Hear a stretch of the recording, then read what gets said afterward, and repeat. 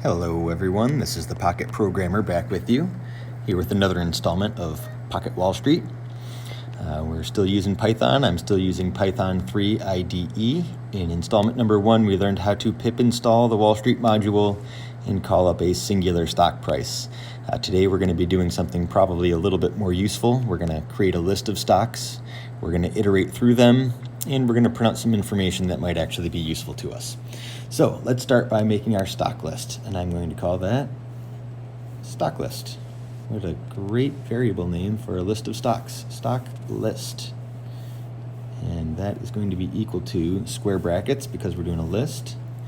And we're just going to list out a couple of stocks. I'm going to start with SPY, S-P-Y. This is the Spyder Sp 500 ETF. If you don't know what an ETF is, that's okay, but this is a nice, safe stock, exchange traded fund that kind of follows these stock market trends in general. So it's good for comparison purposes. It's a good investment anyway, but for what we're doing right now, I'm using it for comparison purposes. You know, if a lot of stocks are up, SPY is going to be up. If a lot of stocks are down, SPY is going to be down in most cases. So like I said, for comparison purposes, let's once again use Unity. That's kind of a fun, hot stock, and us programmers probably know about it. We're going to go with Apple, because why not? A-P-L.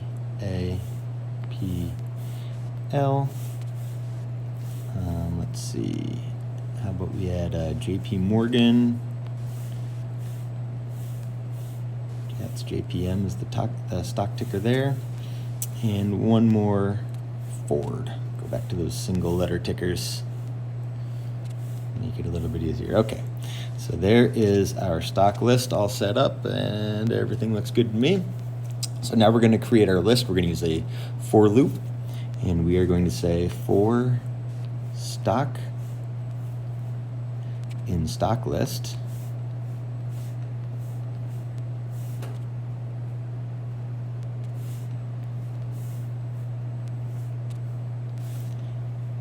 And then what we're going to do with our iteration is first we are going to set S equal to stock, capital S, and we're going to use lowercase stock instead of the name of the stock like we did in lesson number 1. So now for every stock in our list, it's going to go through this one at a time, and it's going to set that stock name equal to this in this holder that we have that's S. So first I want to figure out what the price is. So I'm going to have price is equal to S dot price. Something else we did last time, still a useful tool. And now I actually want to look at not just what is the price of the stock. I want to know how much did it change. So in addition to S dot price, we also have S dot change. And this is where things can get a little bit dicey. If I tell you that the value of a stock went up by 50 cents, what does that mean? Was the value of the stock $1,000 and it went up 50 cents, which is practically nothing? Or was it a 98-cent stock and going up 50 cents is really a huge deal? So this is where it's important to look at the percent change.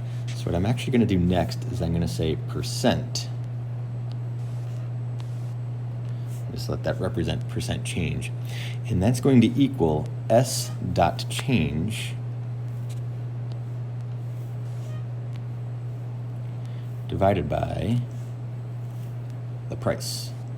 You can either use S dot price, or since I already set that equal to price, let's just go price. Could have given S dot change its own variable name, but since I didn't want to use that in the end, I'm not bothering to. All right, now, if I was to go through with the next step of the program, it would work, but my percent change is going to look kind of weird. It's a decimal. It's going to have a lot of decimal places. It's not always the most telling. So what I want to do is I want to just format how that's going to look. So instead of percent, I'm going to do PER for percent and then DIS for display. You can call it whatever you want. That's what I'm calling it. And how I'm going to format this, it's a little bit weird if you've never seen this before. I need quotes and then curly braces, and then I need a colon, dot, and if I do 0%, that will do a percentage without any decimals. I want it rounded to the nearest 2 decimals. So we're going to do 2%. And then I'm going to close my curly braces. And then dot format.